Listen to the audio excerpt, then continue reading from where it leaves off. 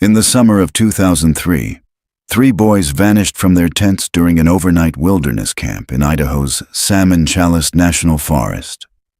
No struggle, no footprints. Their tent was zipped shut from the inside, and the campfire was still burning. The only clue: a melted flashlight and a drawing scratched into a tree showing 4 stick figures, not 3. 20 years later, a hiker finds a rusted hunting knife in a bear cache.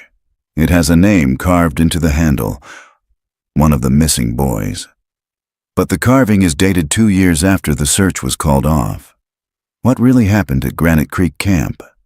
If you're into cinematic true crime stories based on real-life disappearances and cold cases finally cracked, subscribe now and tap the bell icon. July 11th, 2003. Location: Granite Creek Camp, Idaho, 22 miles east of Yellow Pine. The wind whispered low through the pine trees that night, stirring the ashes around the glowing campfire. No one was awake to hear it. Granite Creek Camp sat in a clearing that hadn't seen a full moon in weeks. The forest had swallowed the stars. A dozen nylon tents dotted the tree line in a semicircle around the fire pit, each labeled in Sharpie with cabin numbers and first names. By midnight, only Tent 4 still glowed faintly from within. The boys inside, Caleb, Mason, and Elijah, ages 10 to 11, had been the last ones to sleep. They had stayed up passing around a flashlight, whispering about mountain lions and ranger ghost stories. The flashlight clicked off at 12:17 a.m., according to the burned-out bulb found days later. No one heard anything after that. Not the counselor sleeping 20 yards away. Not the 4 boys in Tent 3 who woke with their shoes still on. And not the wildlife cameras set up by the U.S. Forest Service, which had mysteriously glitched between 12:20 and 12:40 a.m. At 7:03 a.m., the head counselor, Andrea Shipley, made her morning rounds. She noticed the smoke still curling from the boys' fire pit. Something that would have been doused before bed. Their tent was zipped shut from the inside. She called their names. No answer. When she unzipped it, the tent was empty. 3 sleeping bags, all unrolled. 1 shoe left behind. The boys were gone. There were no drag marks, no signs of a scuffle, no fresh prints in the dirt. But on a tree 20 yards into the woods, scratched with a stone, was a crude drawing. 4 stick figures. One of them was upside down. September 3rd, 2023. Location: Salmon Chalice National Forest, Granite Creek region. The sun had barely crested the ridge when Ethan Cordell stopped walking. His boots ground against the gravel-packed trail, shoulders rising with a slow breath as he stared at the rust-streaked metal of the bear cache in front of him. He hadn't come out here to find anything. He was just supposed to clear the old trails. Do a pass-through before the winter runoff turned this part of the Granite Creek region into a washout. But the cache was wrong. It wasn't even supposed to be here. There hadn't been a documented wildlife container in this quadrant since the fires in 2009.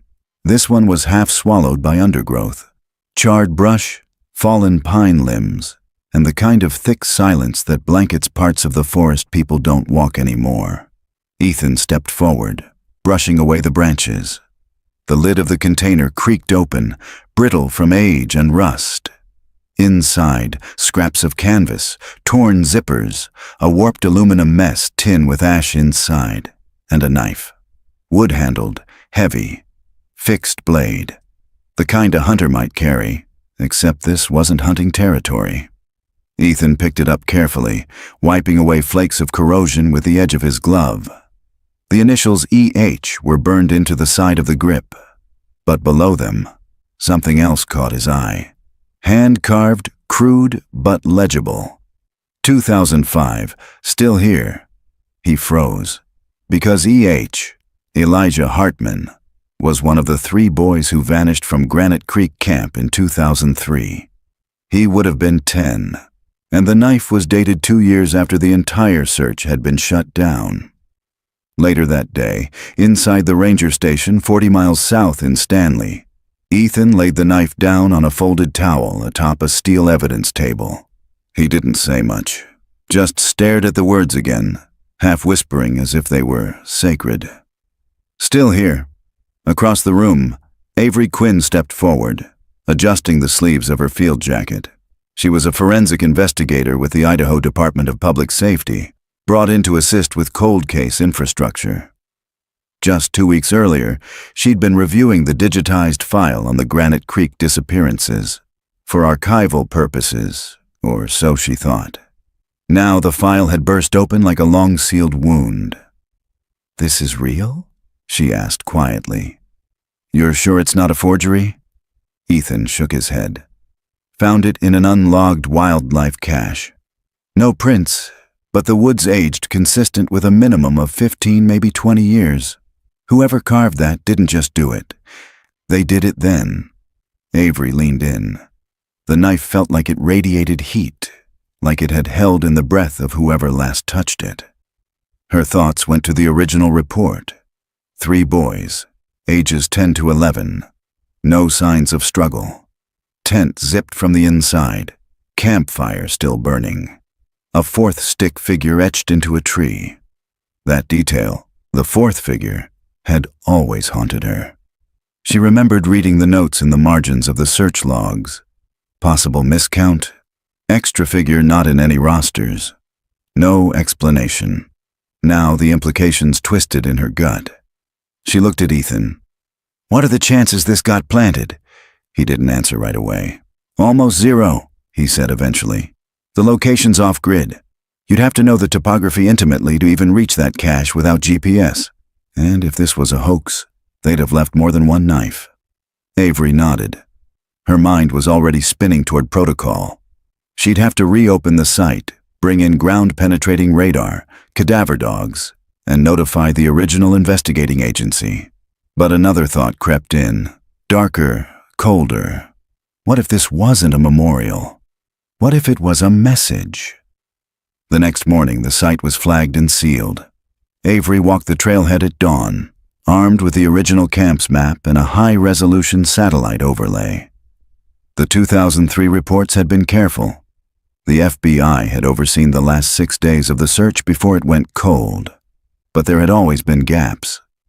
According to the records, the search grid had extended 10 miles in every direction. What they hadn't accounted for was vertical coverage. The slope just north of the camp had been declared unsearchable after a rock slide 2 days into the investigation. And that's exactly where the cache was. She stared up the slope. Cold air pooled there, dragging through the trees like breath from something sleeping. The forest didn't make noise here. Not like it should. No insects, no wind, just static. It felt like the ground had been holding its breath for 2 decades. That evening, Avery sat alone in the ranger's cabin. She opened the old case file, now digitized but yellowing in her mind, and read it again. There were 3 names etched into the public memory. Caleb Thomas, 11. Mason Bell, 10. Elijah Hartman, 10. But there had always been one sentence in the report that no one could explain. Tree etching located 24.7 meters east of Tent 4 depicts 4 stick figures, 1 inverted. No 4th camper. No ranger saw anyone else. No one went missing that night except those 3, but the tree didn't lie. And neither did the knife. Avery leaned back in the chair, staring at the map pinned above the radio console. Her eyes drifted across the original search grid, and then to the northeast slope that had been dismissed in '03 as too unstable to reach. And that's when she saw it. A drainage cut, just barely visible. A thin scar on the top O-line. A natural chute. And at the bottom of that chute, partially obscured by tree cover, was a structure. Not marked, not mapped. Avery's heart picked up pace. If it was what she thought it was, someone had built it after the boys vanished, or worse, long before. She stood, reached for her flashlight, and radioed Ethan. "Meet me back at the trailhead," she said. "Bring the dogs." September 4th, 2023. Location, Northeast Slope, 3.6 miles from Granite Creek Camp. The terrain was unforgiving. Ethan led the way, machete in hand, carving through underbrush thick with vine maple and black huckleberry. Above them, smoke-colored clouds hung low over the ridgeline like bruises pressed against the sky. The sun hadn't made it through since morning. Behind him, Avery adjusted the strap on her gear pack, eyes scanning every shift in the light between trees. The slope was steep, the ground uneven and damp. She didn't trust any of it. The dogs were already straining at the leash. There were two of them, cadaver-trained Belgian Malinois, Odin and Kiska. Both had been used on recovery ops across the Rockies. Both were reacting more than usual today. Whining, hackles up. Not aggressive, uneasy. They were picking up something, but not death. Something older, stranger. By 11:47 a.m., they reached the clearing. The forest peeled away just enough to reveal it. A narrow wooden structure, about 12 feet wide, partially sunken into the slope. The roof was camouflaged with branches and dirt, now half collapsed. The front door hung askew on a splintered hinge. It looked like a storm shelter, but wrong. Too deep, too remote, not built for weather. Jesus, Ethan muttered. Avery crouched beside the frame. Her gloved fingers brushed the rim of the threshold. The wood was weathered but solid. No sign of rot. It had been maintained, reinforced with crossbeams nailed into the soil, done professionally. She turned to Ethan. This isn't wilderness survival. Someone built this to stay hidden. Odin whined sharply and paced in circles. Ethan unslung the radio from his shoulder. Stanley Base, this is Unit 12. We've found an unmarked structure northeast of Granite Creek, requesting forensic backup and permission to proceed with interior entry. A crackle, then static. Then, Unit 12, confirm coordinates. Copy that. Entry permitted. Backup en route, ETA 2 hours. Avery nodded once. Let's go in. The air inside was colder than it should have been. Damp, stale, with the faint scent of rust and mildew. Ethan swept his flashlight left to right. The beam cut through shadows and dust, illuminating the interior. Bunk-style cot frames along the far wall. A metal table in the center. Molded food containers. An old lantern. And something in the corner. A stack of water-damaged drawings. Folded, scattered. Some rolled into tight tubes. Avery knelt, picked one up. Her breath caught. It was a child's drawing, crayon, faded. A rough sketch of a forest, and 3 stick figures standing around a campfire. One of them had a square drawn over the face, a black box. She opened another. This one showed 4 figures again, but now one was tied to a tree. A sun was drawn in the corner, smiling, but beneath it, in crude, scratchy pencil, "He made me watch." Avery stood, heart thudding. She opened the metal cabinet beside the table. Inside were 3 rolled sleeping bags, all identical, military green, folded tightly, but one was different, smaller, bright orange, a child's size. Tucked beside it, a pair of boys' shoes, water-damaged but intact. The soles were worn thin. Inside one shoe was a piece of paper, folded, stained. She unfolded it carefully. Just 3 words.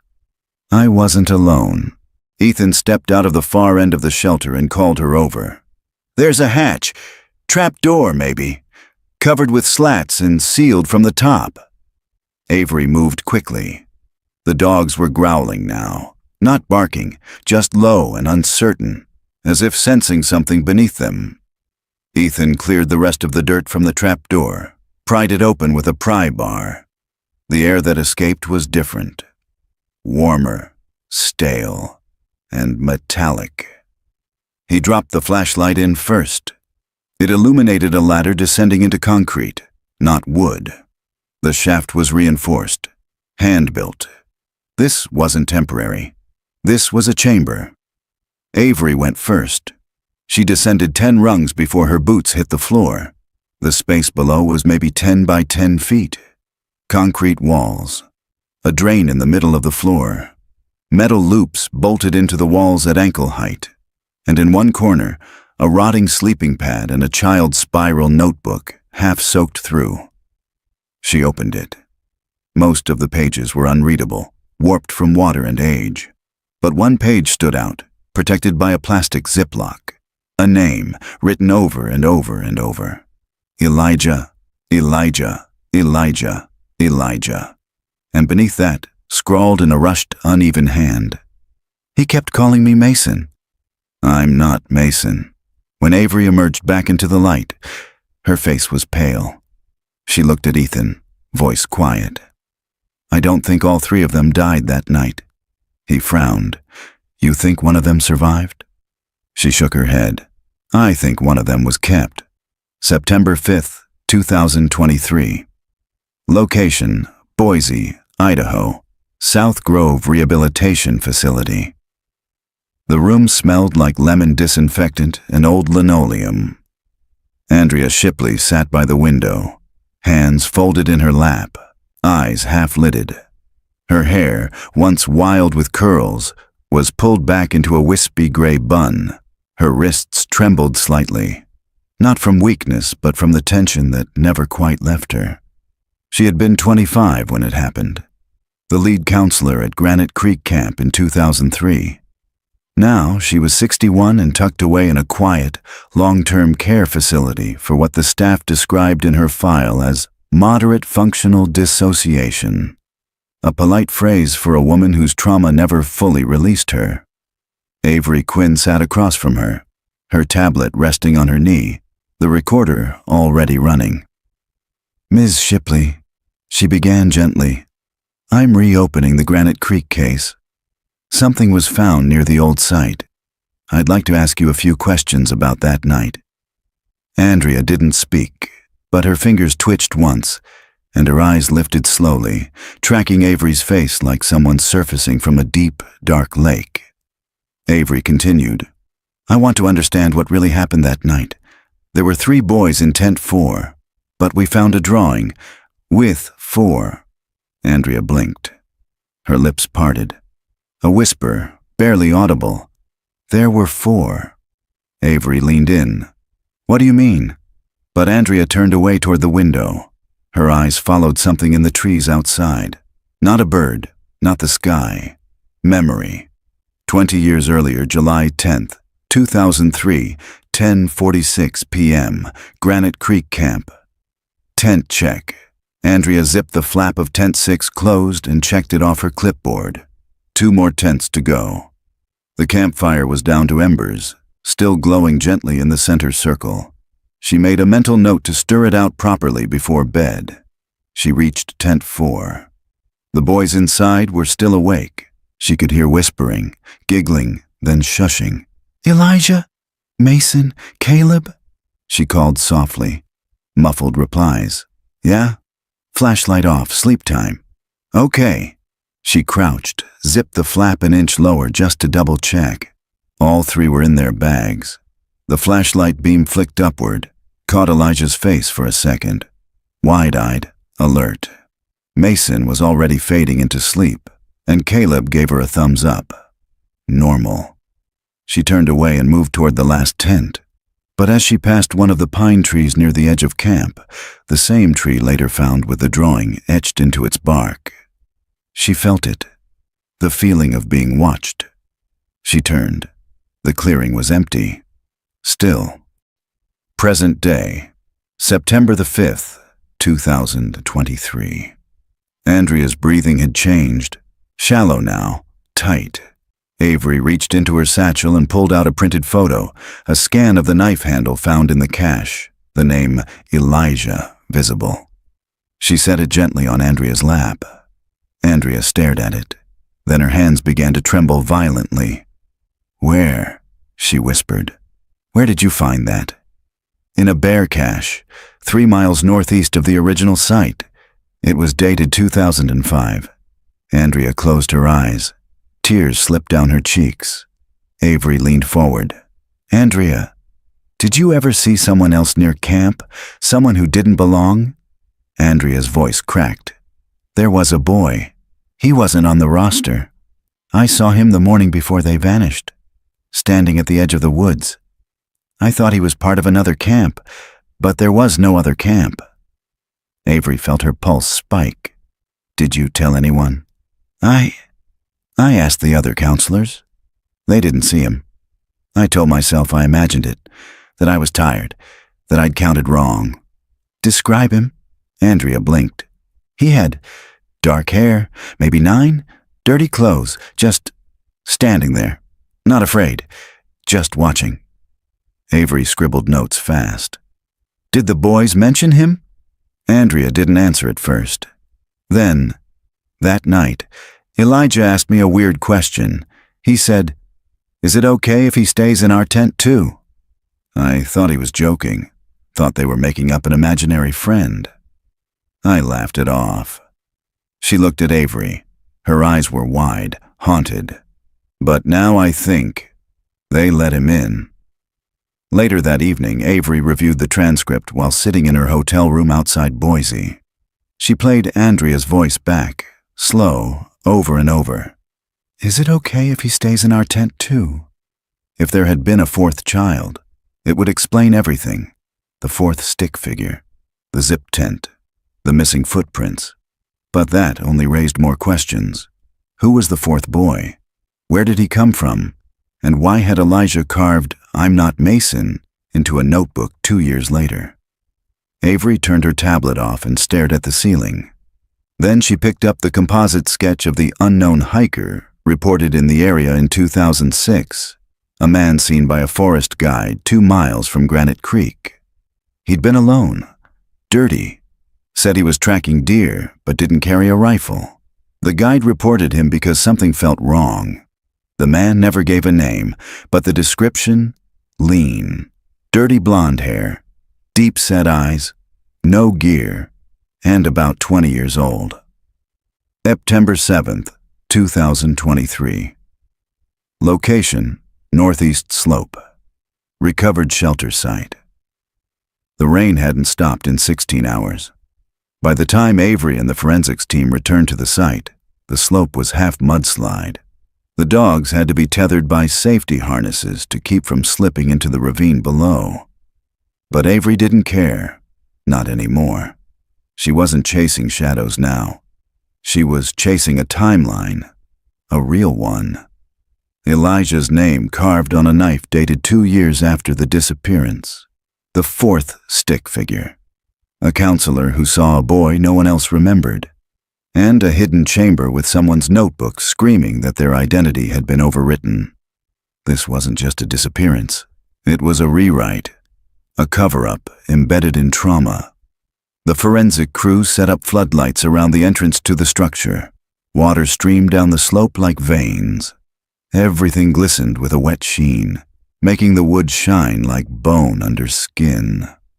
Ethan stood beside the trap door, now fully excavated. He had 2 techs working beneath him, a ground-penetrating radar unit and a structural analyst. "We picked up something irregular," he told Avery. "Beneath the concrete, about 2 feet down, center of the chamber, metal signature." Avery's mouth was dry. "What kind of signature?" "Flat, rectangular, hollow." She knew what that meant. A box. The dogs were pacing again, Odin whining, Kiska pulling toward the hatch like she wanted in. Ethan handed Avery a pair of gloves and a mask. "We break it open together. You ready?" She nodded once. They dropped into the chamber. The floor felt different underfoot now. The scent of mildew was sharper. The walls still bore the faint smell of oil and damp concrete. The tech had already used a jackhammer to breach a square section of the floor, revealing a layer of compacted dirt below. They worked in tense silence for 20 minutes, trowels, brushes, gloved hands, until the corner of a metal box appeared. Avery wiped the surface clean. It was steel, heavy, roughly the size of a milk crate. The lid was bolted down on all four corners. No lock, no hinges, just sealed tight with rusted hardware. She pried one bolt loose, then another. And when she cracked it open, the smell hit her first. Copper. Decay. Old plastic. She pulled back the lid. Inside, a Polaroid camera, discolored but intact. A stack of photographs sealed in a Ziploc. A child's hooded sweatshirt, navy blue, size small, a plastic retainer case, and something wrapped in faded wax paper. She unfolded the paper. Inside was a child's molar, cracked at the root. Avery stood motionless. She could hear Ethan breathing behind her, heavy and slow. The silence felt like it had weight. "Get this to the lab," she said finally, her voice low. "All of it." Later that evening, back at the mobile field station, the photographs were digitized. Most were blurry, off-angle. Some appeared to be taken in near darkness, inside the chamber. Faces partly obscured, but a few were unmistakable. One showed a boy sitting on the floor against the wall. Dark hair, maybe 10 years old, eyes staring blankly at the lens. He looked exhausted. His shoes were missing. His wrist bore a bruise the shape of a leather strap. Another photo showed two boys, asleep side by side, wrapped in identical blankets. One of them, likely Mason, had a bandage on his chin. Then came the final photo, a shot of the shelter's interior, empty, no people. But drawn on the wall, in red marker, were three names, Elijah Mason, and beneath them, crudely crossed out, Caleb. "Why cross out Caleb?" Ethan asked quietly. Avery didn't answer at first. She zoomed in on the image, studying the handwriting. "It's like someone was keeping track," she said. "Inventory." Ethan frowned. "You think this was a holding site?" "No," she said. She looked up from the screen. "I think this was for conditioning.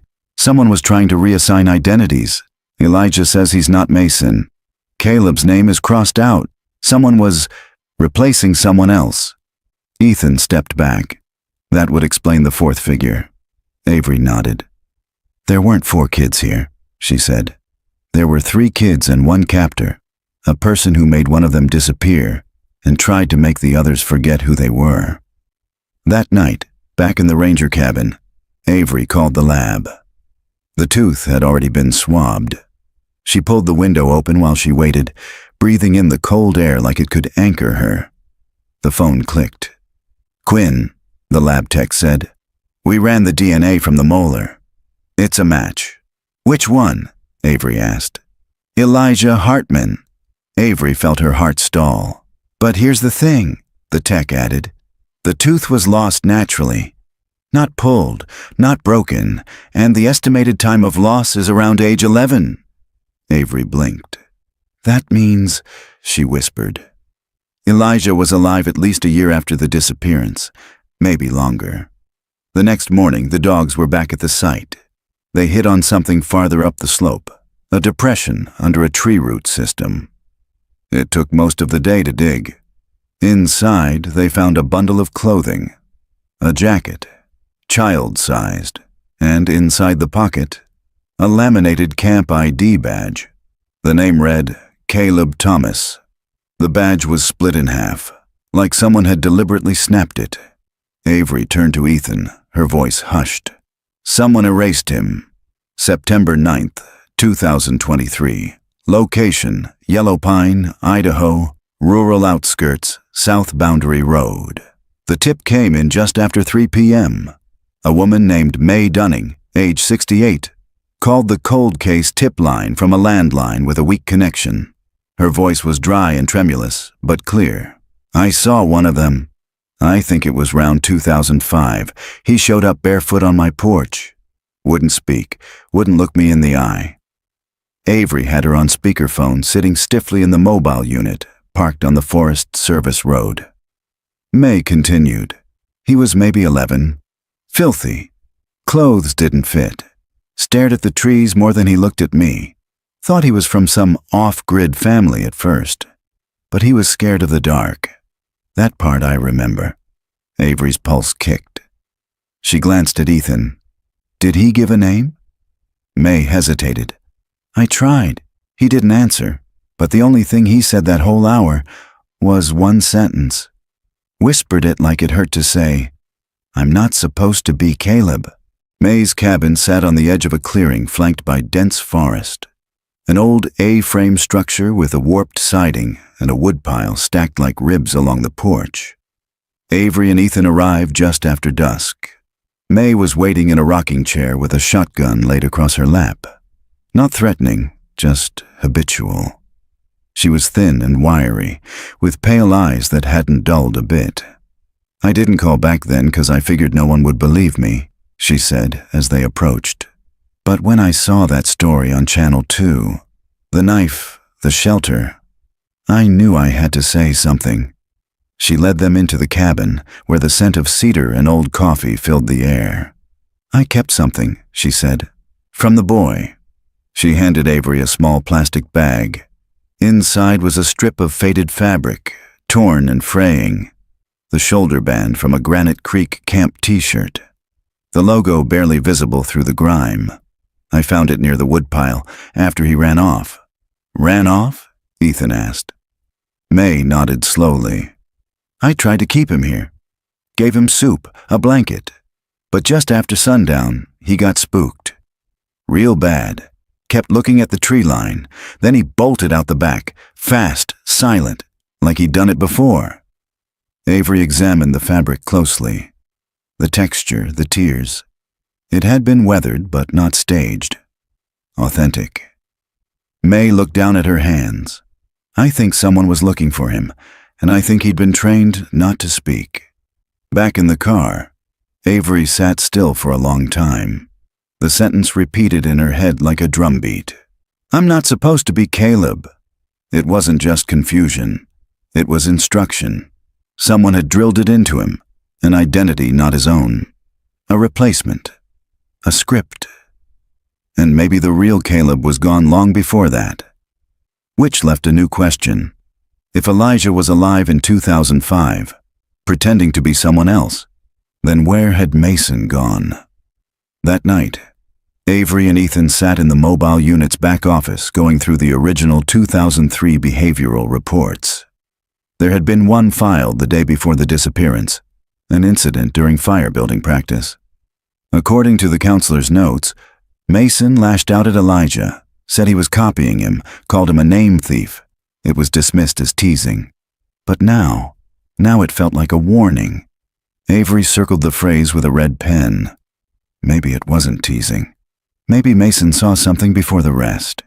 Ethan leaned over her shoulder. Like what? She hesitated, then spoke the thought neither of them wanted to admit. Maybe one of the boys had already been replaced. The next morning, Avery reached out to Dr. Eliza Vaughn, a trauma psychologist who specialized in long-term dissociative identity conditions in recovered kidnapping victims. Vaughn reviewed the notebook scan from the chamber, the repeated name Elijah, and the line, "He kept calling me Mason. I'm not Mason." Her analysis came quickly, quietly. This isn't memory loss, it's identity rejection. If the boy was forced to live under another child's name, especially following trauma, the repetition becomes a form of resistance, trying to reclaim selfhood. Avery exhaled slowly. Could someone do that? Force a child to become another? Dr. Vaughn's pause was long. Then, yes, it's a form of psychological erasure. Cults use it. Abusers use it. Break them down. Rebuild with a new name, new rules, new truth. In time, even the victim forgets where the mask ends and they begin. Later that day, Avery returned to the shelter with a forensics team from Boise. They had new equipment, thermal scanners, subterranean sonar. And what they found beneath the chamber made everyone stop breathing. A cavity, 8 feet by 10, hidden under a false concrete slab, reinforced with rebar. And inside, a crate of videotapes, each labeled with a date and a first name. The tapes were degraded, water damaged, but salvageable. And the first one they pulled, Mason, 9-02-2003. September 10th, 2023. Location, Boise, Idaho, DPS Digital Forensics Lab. The room was silent except for the mechanical hum of the playback equipment. Avery stood behind a two-way glass panel inside the Department of Public Safety's Digital Forensics Lab.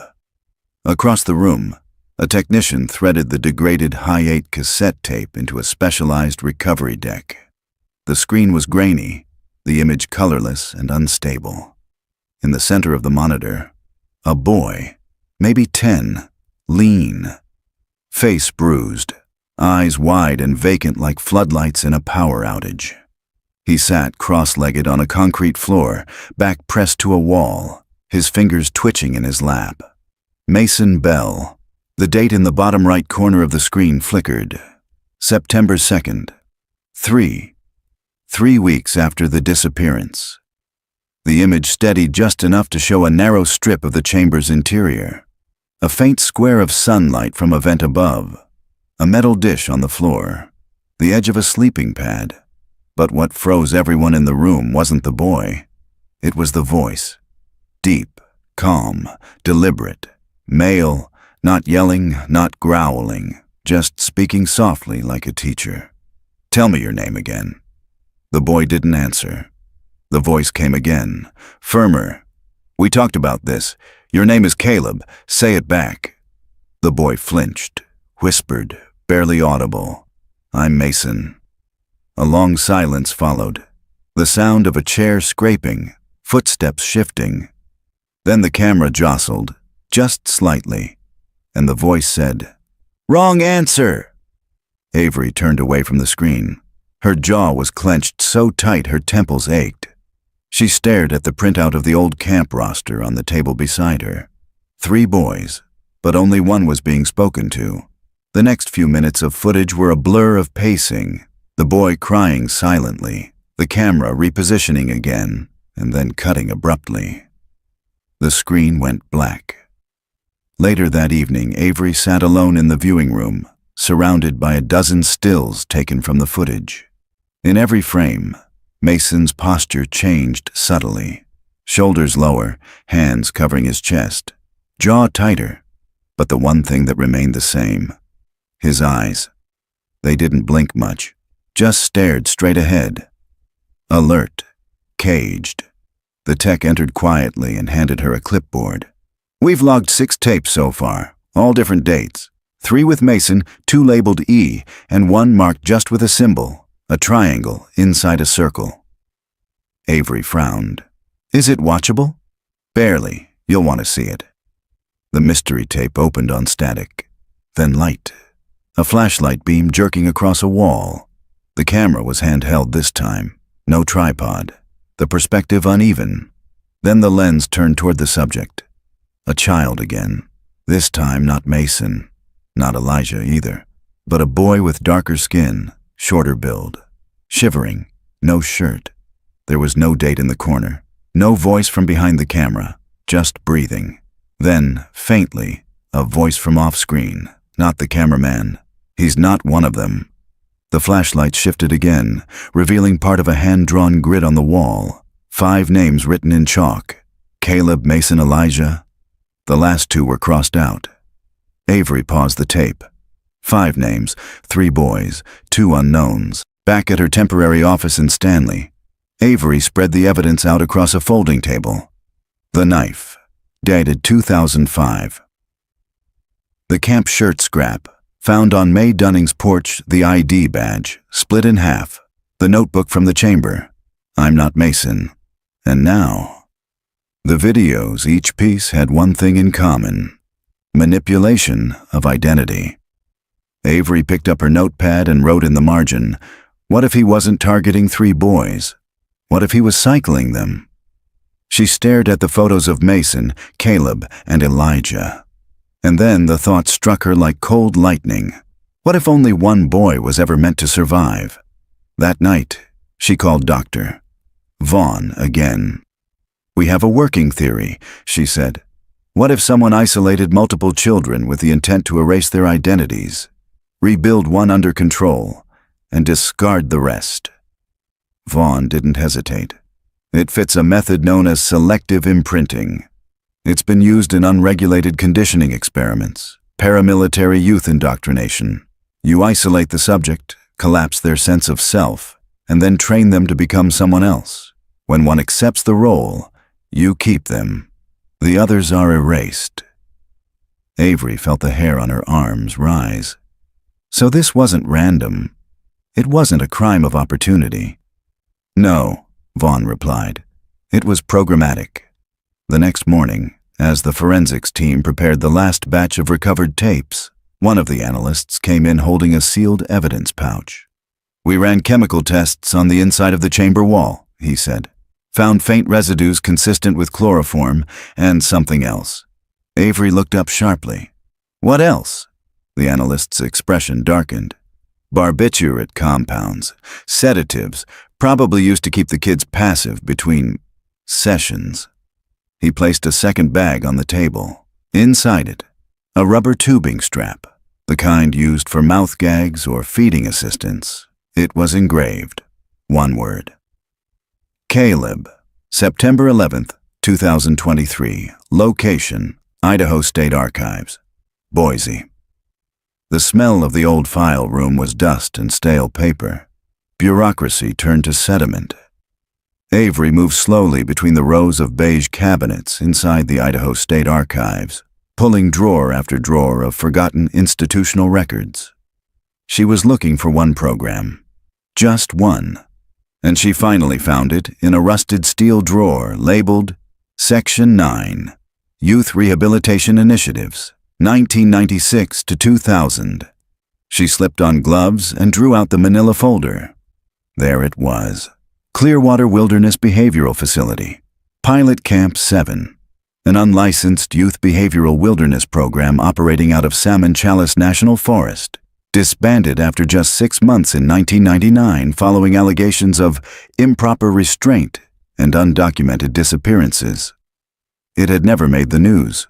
No charges were filed, no names released, but one name kept showing up in the logs. Graham Keller. Position, field counselor. Background, former military, no psychology credentials.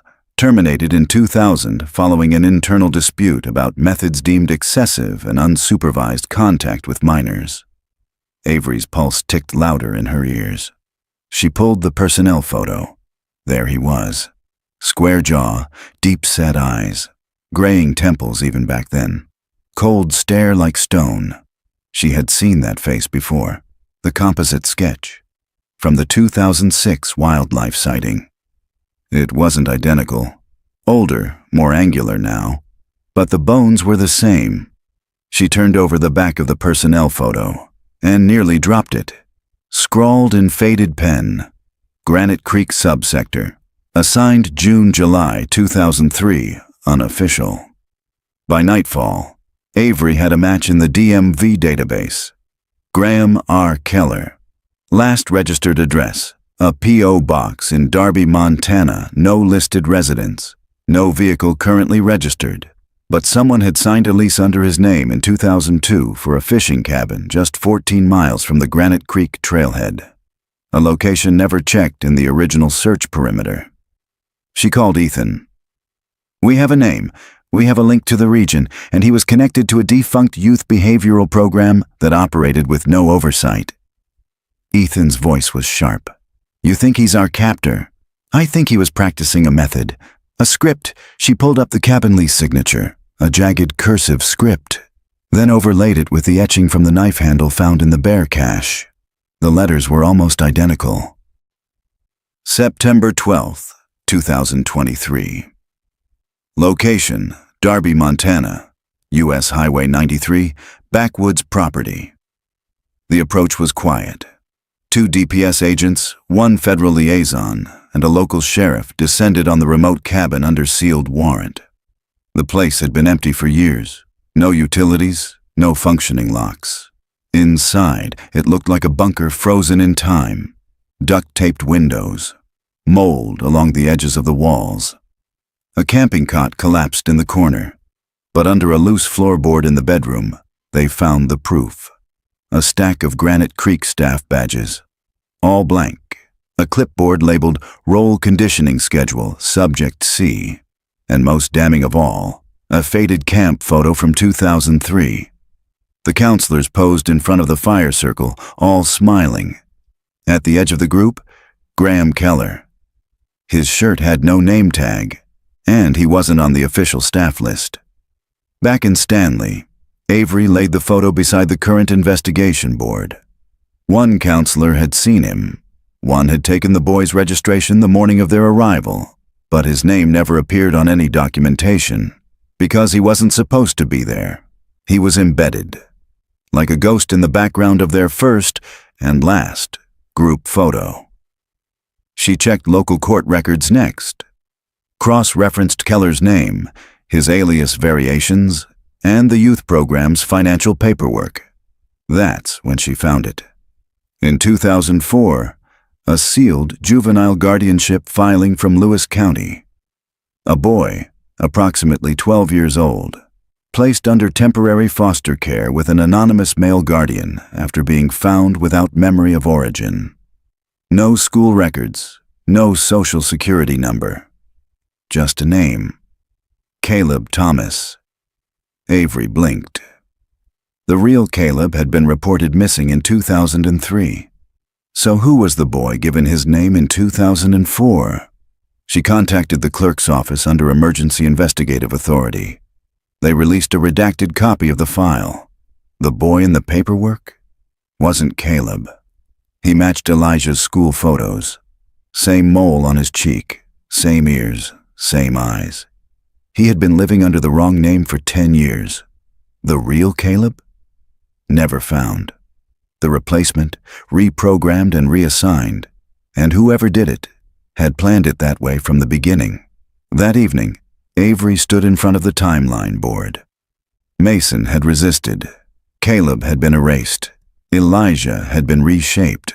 And now there was only one person left who might know exactly how Keller did it, and who helped him. But she had no idea where he was. Until her phone rang. It was a tip from a seasonal wilderness worker in northern Wyoming. He had just seen someone matching Keller's description, hiking alone near the Wind River Range. He had an old military pack and a knife strapped to his hip. September 14th, 2023. Location, Wind River Range, Wyoming. Teton Pass. Spur. The air at elevation bit sharp and fast. Avery stood at the edge of the clearing, knees aching from the 9-mile ascent, lungs burning beneath a Kevlar vest. Beside her, FBI Special Agent Leah Serrano scanned the ridge with a thermal scope while their ground team circled wide. They were hunting a ghost. But this ghost had a pattern. Graham Keller, former wilderness youth counselor, suspected orchestrator of the Granite Creek disappearance and the psychological reprogramming of 3 missing boys, had been spotted 2 days earlier by a park employee, alone, armed, heading west through the lower Wind River Basin. He'd claimed to be hunting elk, but he hadn't been carrying a rifle. At 3:12 p.m., the team hit the trailhead of a wildfire service route long since reclaimed by moss and disuse. Hidden at the edge of a rock slide was what looked like a vent pipe poking from the earth. Ethan pried it open and smelled air that didn't belong to the mountain. Underground. Again. Agent Serrano's team began clearing debris, exposing a rusted hatch door buried beneath camouflage netting and pine straw. Spray painted on the inside, just visible after scraping back grime, were 4 characters. S2A. Avery squinted. "Shelter 2, she whispered. They entered carefully, clearing rooms one by one, but Keller wasn't there. What they found was worse. A new chamber, bigger, newer, reinforced with steel plates and foam-insulated walls. No mold, no dampness. It had been in use recently. 1 bunk bed, 1 folding desk, and 1 corner of the room that made Avery's blood go cold. A standing mirror, 7 feet tall, bolted to the floor, with fingerprints smeared across the glass in child-sized patterns. Beneath it, scattered like dropped puzzle pieces, were laminated flashcards. My name is so. Say, I am safe now. Practice response. Yes, sir. No, sir. The cards weren't old. They were weeks old. And beside them, a single photograph tacked to the wall with a nail. It was an old Granite Creek group photo. But two of the children's faces had been scratched out, violently, deeply, over and over. They moved deeper into the shelter. In the second room, Agent Serrano found a laptop inside a waterproof hard case. Avery powered it on. Password protected, but easily bypassed by Serrano's tech. Inside were dozens of folders, some blank, some corrupted. One folder stood out. Session log, subject A2. It contained notes, routines, language drills, corrections, all logged with precise timestamps. March 15, 2023, subject failed response to name prompt. Isolation ordered. March 22, 2023, eye contact withheld. Calming procedure enacted. Response. Neutral. The final log entry was only days old. September 4th, 2023, subject responsive. Transition phase initiated. Deployment readiness, 63%. Avery felt sick. This wasn't just a killer. It was a programmer. And whoever subject A2 was, they were being groomed for release. Repackaged under a name that probably wasn't theirs. She stared at the photo again. The scratched-out faces. Was A2 one of them? Or the next in a long, unbroken chain? Back at the command post, the team uploaded the laptop data to FBI servers for immediate analysis. Serrano looked at Avery. We're no longer dealing with a single event, she said. This is a sequence. Avery nodded. Keller wasn't hiding. She pointed to the logs. He was building, repeating.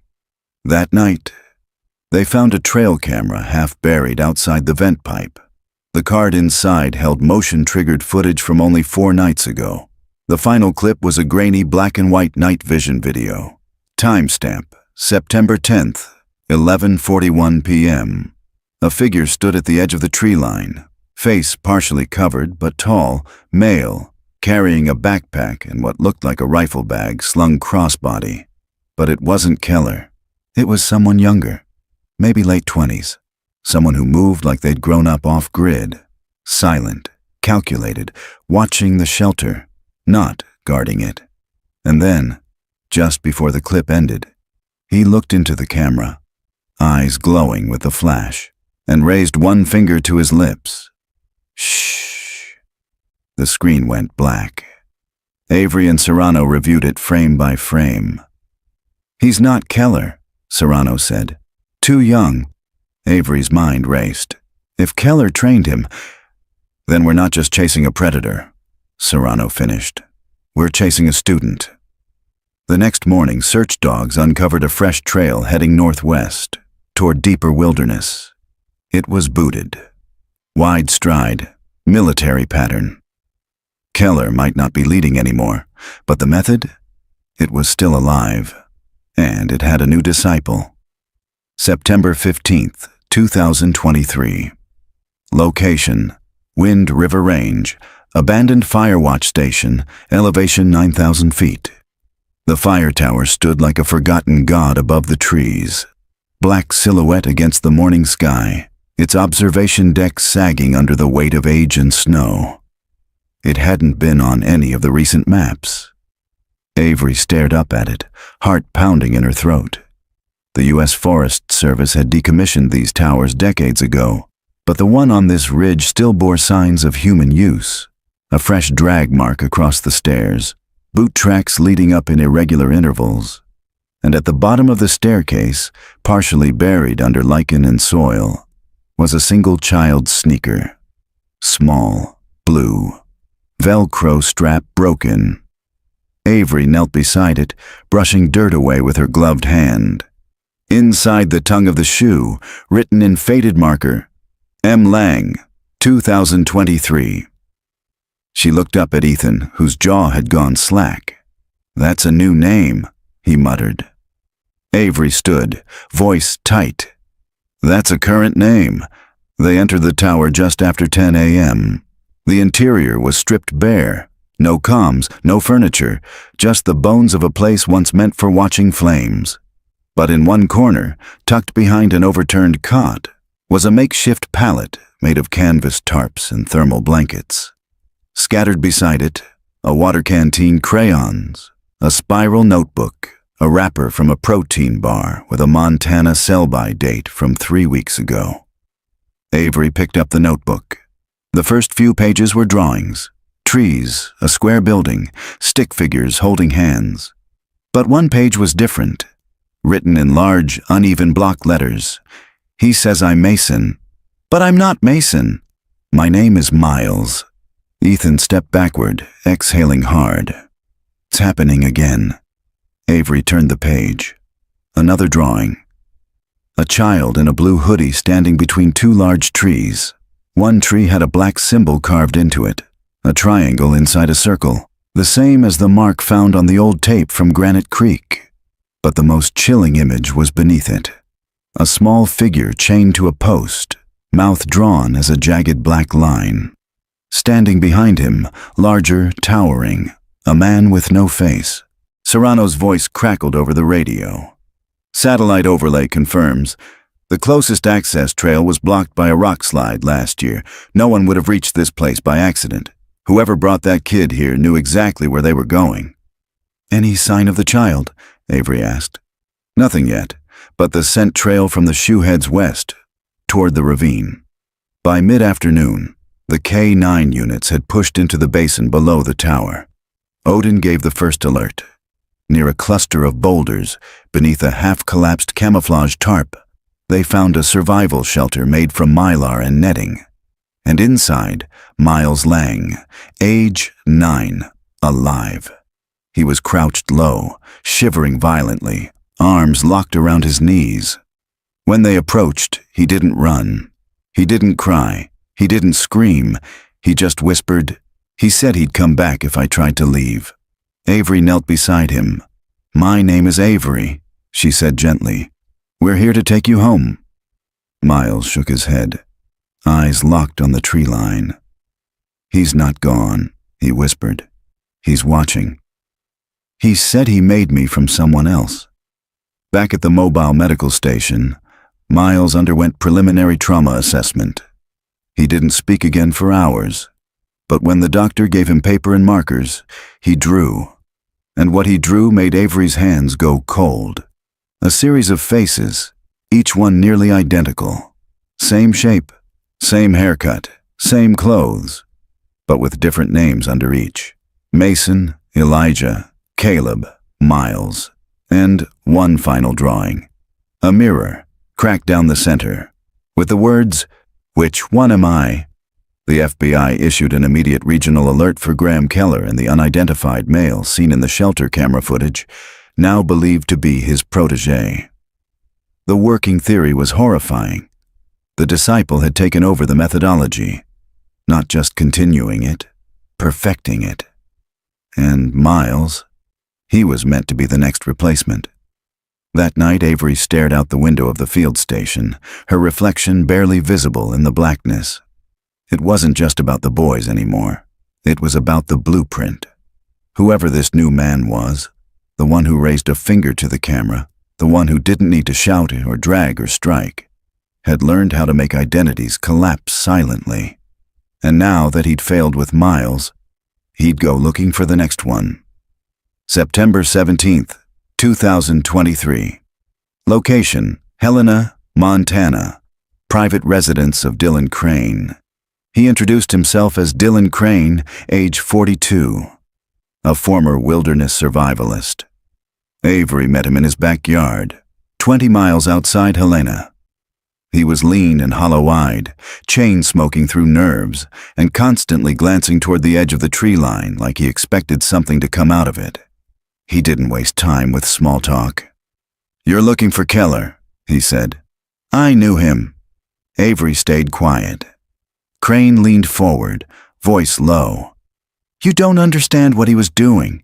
Everyone thinks it was about power or abuse. It wasn't. It was a test, a structure. Keller believed you could break a child down to zero and build a new identity from the ash. Not just memory loss, total reconstruction. He called it project stripping. Avery's blood ran cold. Why children? Crane smiled, but it wasn't kind. Because children are elastic. You tell an adult their name isn't theirs, they laugh in your face. But a 10-year-old? Scared, isolated, drugged. You can rewrite them. You just have to get in early. Inside his house, Crane showed Avery a box of old documents, journals, maps, photocopied logs from a survivalist training network Keller had used in the late 90s. There were notes on compliance markers, personality fractures, and a hand-drawn structure labeled S3, Cascade Basin Trial Site. Below it, Mason, underlined twice. Avery's hands trembled as she picked up the page. This was planned, she whispered. Granite Creek wasn't the only one. Crane nodded. There were at least 3 shelters in Idaho alone, maybe more in Utah and Oregon. The kids didn't know. They were just shuffled.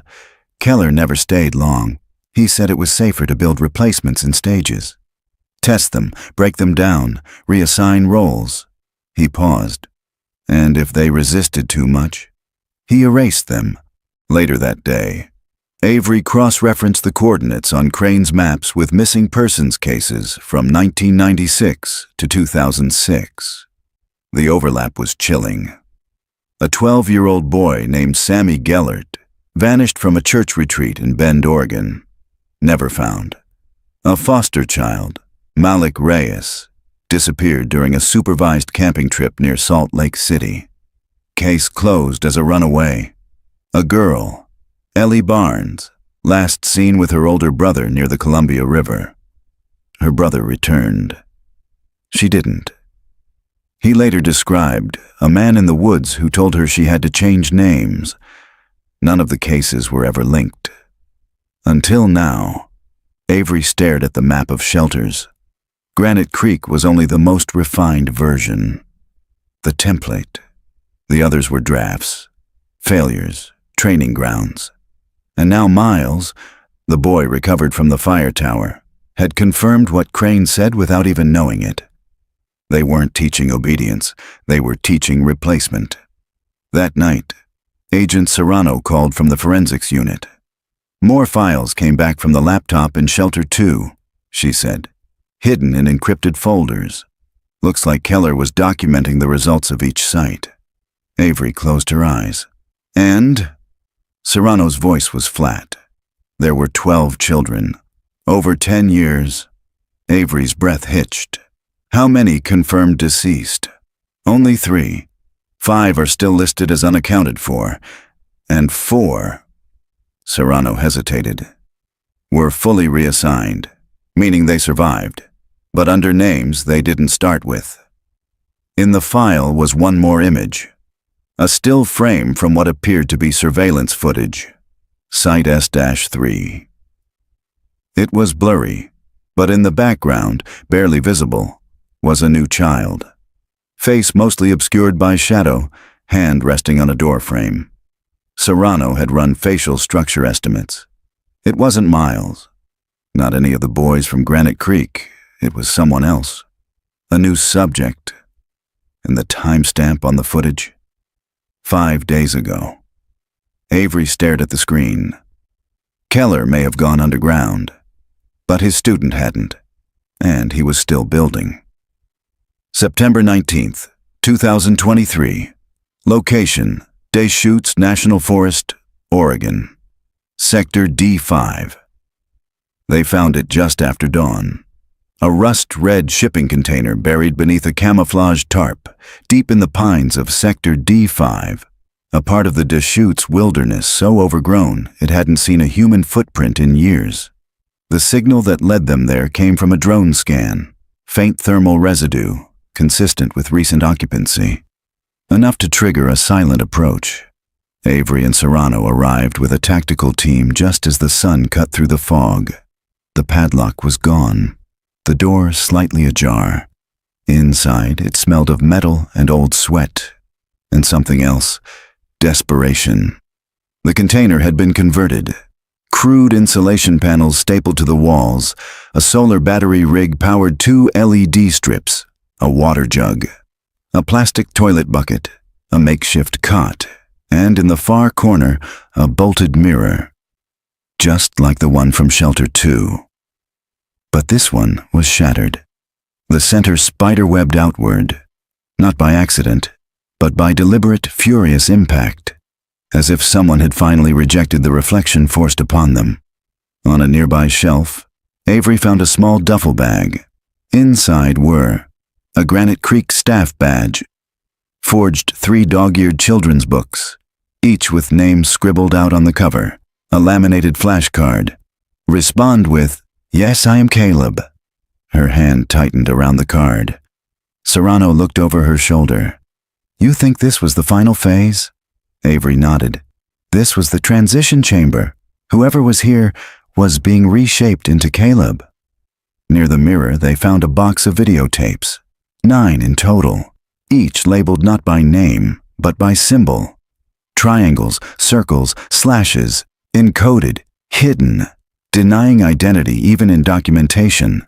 Tape number 6 had a post-it attached, "Finalization, Subject C." They played it on a field unit deck. The footage was grainy, night vision, but what it showed chilled every breath in Avery's lungs. A boy, no older than 10, stood in front of the mirror, rocking slightly. His voice was flat, robotic. "My name is Caleb. My parents are dead. I was lost and he saved me. He gave me a name." In the background, off camera, a voice corrected, "Say it again, like you mean it this time." Avery turned it off. Her hands were shaking. The timestamp was from 2005, meaning the real Caleb, the boy who had vanished from Granite Creek, had not died in 2003. He had been taken, broken down, rewritten, but not as himself, as a future replacement. The boy in the video wasn't being taught to be Caleb. He was Caleb, being taught to be someone else. Later that day, a cadaver dog alerted to the far end of the clearing. Beneath a rotted mound of soil behind the container, they unearthed a tarp-wrapped skeleton, child-sized. DNA results would take days, but they already knew. It wasn't Caleb. It was the last failed subject, the one meant to replace him, the one Keller's disciple had erased when the conditioning failed. And now they were hunting for a boy who hadn't been seen in 18 years, but who might still be alive, living under a name that was never his. That night, Avery sat alone in the mobile unit, the mirror card still in her lap. "Respond with, 'Yes, I am Caleb.'" She whispered it aloud, then crossed it out with a Sharpie, and wrote one word above it, "Who?" September 23rd, 2023, location, Fort Collins, Colorado, private security compound. He went by the name Evan Miles now. Employed by a private security firm. Clean background, no red flags. Until Serrano ran a biometric comparison against the old Granite Creek photos. The ears, the jaw, a scar beneath the left eye, the same one Caleb had gotten from a branch during a group hike in 2003. The match was 96.2% conclusive. They had found him. Caleb Anders, the real one, had survived. But he didn't know it. Avery sat across from him in the interview room, palms flat on the table, heart thudding slow and deep. He didn't remember her. Didn't remember the fire circle. Didn't remember Mason or Elijah or the boy Keller had buried in the woods. But when she showed him the mirror card, his eyes twitched. Just once. Then, "I don't know what that is." Avery nodded slowly. "You don't have to know, but your life was taken from you. You were made into someone you're not." He stared at her, face unreadable. "I like who I am now." They showed him the tapes. Let him watch the boy with his voice, his posture, repeat a name that wasn't his. He watched in silence. Until the last tape. The one where Keller's disciple whispered to the boy off camera, "You'll be safer this way. No one can hurt you if you don't exist." Something cracked in him then. Not visible, but something in the breath he held. Later that night, he called them back in. Spoke 3 words. "I remember Mason." Then he broke. Simultaneously, in southern Wyoming, a tactical team moved on a remote cabin built into the cliffside. The man they found inside didn't resist, didn't speak, didn't flinch when they zip-tied his hands and dragged him out into the sunlight. He looked into the lens of the arresting agent's body cam and whispered, "I was just continuing the lesson." He wouldn't give them a name, but his DNA matched a sample from an unclaimed foster child registered in 2007 under the name Ben Thayer, another missing child from a wilderness program in Utah. He'd been one of Keller's first projects, not a student, a graduate, and then a replicator. Back in Fort Collins, Avery sat with Caleb. No cameras, no files, no FBI agents, just the 2 of them. He held a crayon drawing in his hands, one from Miles Lang, recovered from the fire tower. 4 stick figures around a fire. The words scrawled in a child's handwriting. "I miss them." He looked at her. Was I the lucky one? Avery didn't answer, because there was no answer. 6 weeks later, the FBI released a statement confirming the dismantling of a decades-long, unauthorized psychological conditioning experiment that had targeted children under the guise of wilderness rehabilitation programs. 3 shelters were discovered. 9 total victims confirmed, 4 still unaccounted for. But 1 had returned, and he would never be erased again. July 11th, 2024. Location, Granite Creek Camp, Idaho. 21 years later, it was quiet again. The kind of quiet that made sound itself feel intrusive. Birdsong, Pine Creek, wind. Avery stood at the edge of the same clearing she'd studied in photographs for over a year. The one where 3 boys once vanished without a sound. But today, it wasn't just a crime scene. It was a memorial. Beside her, Miles Lang, now 10, ran his hand along the carved bark of an old pine. The same one where someone had once scratched 4 stick figures, one of them upside down. Now, a brass plaque was mounted beneath it, in memory of Caleb Anders, Mason Price, and Elijah Carter. Taken, rewritten, never forgotten. July 11th, 2003. Behind them, agents, survivors, and family members had gathered quietly around a new circle of stones. 12 total, 1 for each child, found during the dismantling of Keller's network. Avery had arranged them in a ring, mirroring the original fire pit. But this time, the flame in the center was real, controlled, chosen. Miles lit the first candle. His hands shook, but he didn't flinch. Then he looked up at Avery and whispered the words she'd written with him the night before. "My name is Miles Lang. I am not anyone else. I remember who I am. I was found." His voice didn't tremble. This was the boy who had once sat in a broken mirror room and asked, "Which one am I?" Now he knew. Later, as twilight fell, Avery stood alone by the fire. Serrano approached from behind, boots crunching over pine needles. "You going to stay with the Bureau after this?" Avery shrugged. "I don't know. I think I need to breathe for a while." Serrano nodded, then handed her a small envelope. Inside was a photo. 4 boys, huddled around a campfire, grinning, messy-haired and wild-eyed. From before it all happened, before anyone forgot who they were. Avery recognized Caleb's gap-toothed smile, Mason's lopsided haircut, Elijah's buckled knees, and a 4th boy she didn't know. On the back, someone had written, "The real us." She folded the photo carefully and tucked it into her coat. Not into evidence, not into a file, but into memory, where it belonged. The fire burned late into the night, no longer a symbol of destruction, but of survival. Because even after identity is shattered, even after silence replaces a name, the fire remembers, and it keeps them warm.